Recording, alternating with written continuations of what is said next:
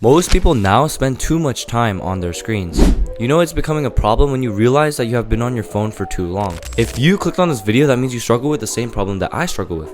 So, let me talk you through actionable steps that will enable you to be better equipped in order to defeat this addiction.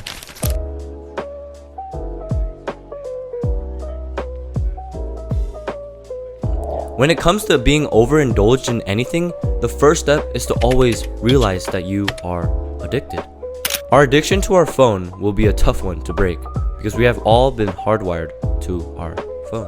One thing you should know by now is that the people who made the phones that you are staring at right now intentionally made them to where you can't stop scrolling or looking at them. These tech companies want your time and attention. That's why they make these apps so colorful, so flashy, so clickable, and so fun. Realize that something in your life is triggering you to pick up your phone. The most common trigger amongst them all is boredom. Especially when you are stressed and you don't know what to do, you automatically think about going onto your phone and to relieve that stress because you don't have a place to relieve your stress. One thing I want you to take out of this video is that the Bible is the best stress reliever. The realization that you have an addiction to your phone is really important because if you don't think you have a problem in the first place, then how are you going to fix it? I want you, the one that is watching this video right now, to really get something out of this video and not just watch this video out of entertainment and boredom. Because at the end of the day, I want you to overcome this addiction. And at the end, to use your phone as a tool and not a way of escape. When it comes to defeating any addiction, you have to make it harder for yourself to do. Add some resistance to whatever you are trying to not overindulge in, because then you have to go through a certain amount of steps in order to indulge in that activity of addiction.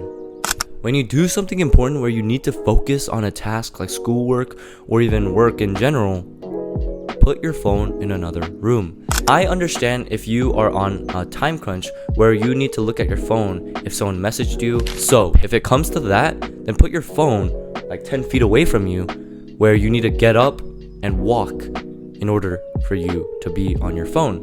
Basically, you getting up and walking to the phone in order for you to use it is resistance and likely lowers your chance to be on your phone in the first place. So the main point right now is to make it harder for you to use your phone in the first place. And another thing that may help is to turn on screen time on your phone where someone else puts on a password. Because whenever you actually need to break that screen time limit on your phone or even on that certain app, you need to go to your buddy in person and ask for them to put in the passcode for you to use that app or even your phone in general. Remember, your phone is a tool, not a way of escape from this real world. That feeling where you are on your phone for hours and then you suddenly realize is a horrible feeling to feel. Because at the end of the day, time spent never comes back. Something important I really learned recently is that time spent with God is time well spent. As I become a junior in high school, I need to tackle this phone addiction because it will either make or break my life. With all the videos on the internet where if you spend 8 hours a day on your phone, let's say, you lose like 20 years plus of your whole entire life if you were to live to the age of like 75 or 90. This really raises a sense of urgency, right? Because life is a gift you only get once. So what I'm trying to say is that you should beat this phone addiction for your future self. This process to where you beat your phone addiction may be long, but it will be worth it in the end, to where you can consciously use your phone.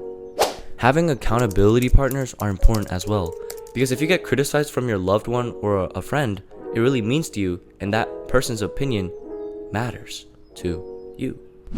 And by eventually beating your phone addiction, that basically means that you have a high level of self-discipline. Doing the hard things even when you don't feel like it. You may not feel like you should beat this phone addiction because everyone's on their phone. Why should I beat this phone addiction? But by beating this addiction of always being on your phone, frees you and enables you to live the life that you have always wanted to live. as I continue to do less scripted videos to where I only have an outline to look at, I really like this format because it truly makes me think about what I say on camera. At the time of this recording, I just recently got back from my mission trip at Taos, New Mexico, and during that whole week, I didn't have my phone. And by not having my phone for a week, it really opened my eyes to a new perspective of life. And I realized that I have been on my phone too much lately, and it has become a problem. As I have come back from mission trip, I've been on my phone less. And as I have done this YouTube thing for a year now, I think talking to a camera as if it were my friend really assisted me with telling kids about these Bible stories. I really want to end the video on this message.